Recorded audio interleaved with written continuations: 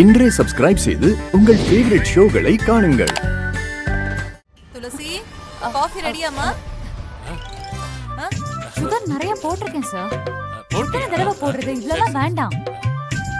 ஏமா, அவர் அப்படிதான். எவ்வளவு போட்டாலும் பத்தலன்னு சொல்லுவாரு. டாக்டர் கேட்கும் போதெல்லாம் நான் சீனியே போட மாட்டேன்னு பொய் சொல்லுவாரு. ஏங்க, சீனி போட்டதெல்லாம் போதும், குடிங்க. சரி சரி, நான் குடிக்கிறேன். உங்களுக்கும் காஃபி இருக்கு. சரி, குடு விசாலாச்சிக்கு.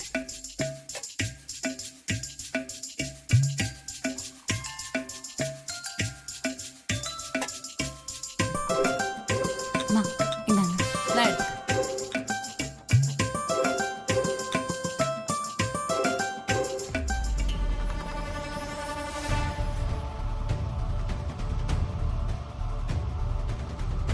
துளசி, ஏதாச்சும் பிரச்சனையா?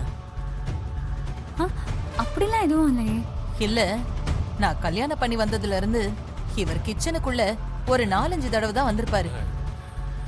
இப்ப என்னடானா இங்கேயே நிக்கிறாரே, அதான் கேட்டேன்.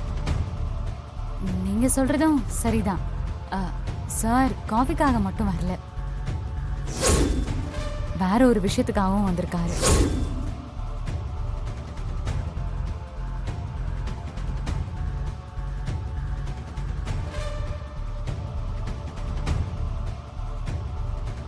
உனக்கும் சித்திக்கும் ஏதாவது பிரச்சனையா, காசு பணம் ஏதாவது தேவையான்னு கேட்கலான்னு வந்தாரு. நான் வேண்டான்னு சொல்லிட்டேன். அதானே, காரணம் இல்லாம இவர் கிச்சனுக்குள்ள எல்லாம் வரமாட்டாரே. சரி, பேசுங்க. சரி.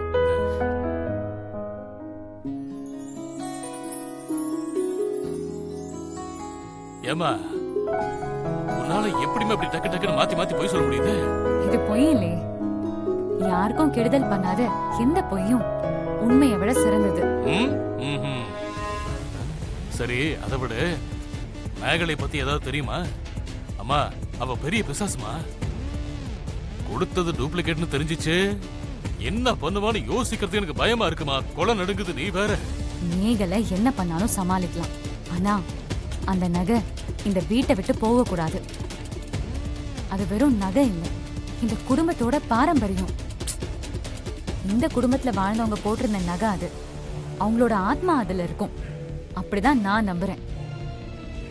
அதனால அந்த நகை இந்த குடும்பத்துக்கு மட்டும்தான், வேற யாருக்கும் சொந்தம் இல்லை.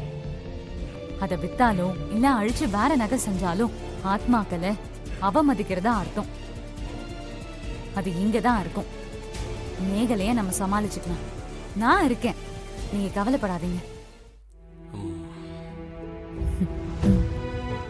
சரி, நான் வெளியே இருக்கேன்.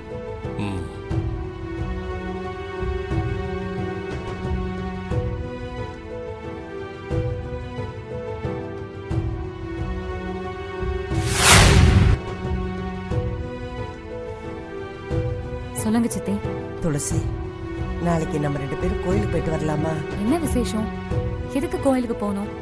என்ன துளசி இப்படி கேக்குற? இப்ப நீ துளசி தானே, ஜனனி இல்லையே. தெரியும். அதுக்கும் நாளைக்கு கோயிலுக்கு போறதுக்கும் என்ன சம்பந்தம்? என்ன மறந்துட்டியா, இல்ல கிண்டல் பண்றியா? கிண்டலா? இந்த பார்த்தா கிண்டல் பண்ற மாதிரியா இருக்கு?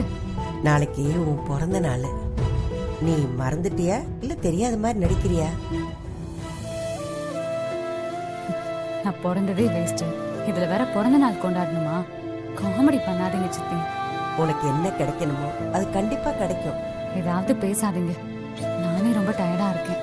இத பார் துளசி, என்ன நடந்தாலும் அதுக்கு ஒரு காரணம் இருக்கும், நீ நம்பு. இந்த மாதிரி நம்பிக்கைகள்லாம் இந்த மாதிரி பொண்ணுங்க சோர்ந்து போக கூடாது, வாழ்க்கையில நம்பிக்கை இழந்துடக்கூடாதுன்னு நல்ல எண்ணத்துல சொன்னது. ஆனா அது உண்மை இல்ல சித்தி. இல்ல துளசி, உனக்கு ஒரு வாழ்க்கை இருக்கு, எனக்கு நம்பிக்கை இருக்கு. சித்தி, எனக்கு வாழ்க்கையில கிடைச்ச ஒரே நல்ல விஷயம் தான் என்னை விட்டு போயிடுச்சு. மீதி இருக்கிறது நீங்க மட்டும்தான் சித்தி. அப்ப சிவா? சிவா மட்டும் இல்ல, இந்த குடும்பத்துல விசாலாட்சி அம்மா, அவங்களோட அன்பு எல்லாமே போயிடுச்சு. இப்ப எனக்காக இருக்கிறது நீங்க மட்டும்தான். நீங்க தான் என்னோட ஆதாரம். சும்மா சொல்லாத துளசி, அப்படி என்ன நான் பண்ணிட்டேன்? உங்களுக்கு தெரியாது சித்தி, என்ன பெத்தவங்க இருந்தா கூட உங்களை மாதிரி பாத்துப்பாங்களான்னு எனக்கு தெரியாது. தாயை விட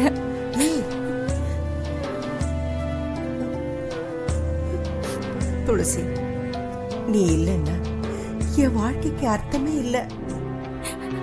குழந்தை பெத்துக்க எனக்கு பாக்கியம் இல்லைன்னு நான் பல நாள் அழுதுருக்கேன். அப்பதான் எனக்கு தெரிஞ்சது, நானே பெத்திருந்தா கூட உன்ன மாதிரி ஒரு குழந்தை எனக்கு இருந்திருப்பாளன்னு தெரியல. நீ எனக்கு கிடைச்ச பொக்கிஷம் துளசி. நீதான் எனக்கு வாழ்க்கை கொடுத்தவ. உன்னாலதான் என் வாழ்க்கைக்கே ஒரு அர்த்தம் கிடைச்சிருக்கு. நான் ஒண்ணுமே பண்ணல. சரி, நாளைக்கு காலையில கோயிலுக்கு போறோம். உங்களுக்காக நாங்க வரேன். அந்த சாமி கிட்ட வேண்டதுக்கு எனக்கு எதுவும் இல்ல. என்கிட்ட ஒண்ணே ஒண்ணுதான் இருக்கு, என்னோட உயிர்.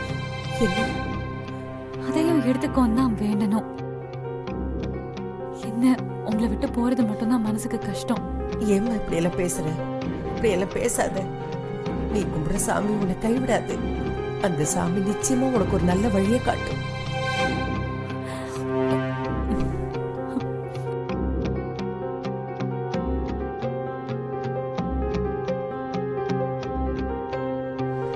அண்ணா, ஆ என்னாச்சுண்ணா? ஏன் சோகமா இருக்கீங்க? இல்லடா, நீங்க குடிங்க, எனக்கு வேண்டாம். நீங்க குடிக்காம நாங்க எப்பனா குடிச்சிருக்கோம்? நீங்க குடிச்சா நாங்க குடிக்கிறோம், இல்லனா வேண்டாம். அண்ணே, உங்களை விட்டு நாங்கள் குடிச்சா கண்டிப்பா எங்களுக்கு போதை ஏறாதுண்ணே. ஏன்னா கவலையா இருக்கீங்க நீங்க?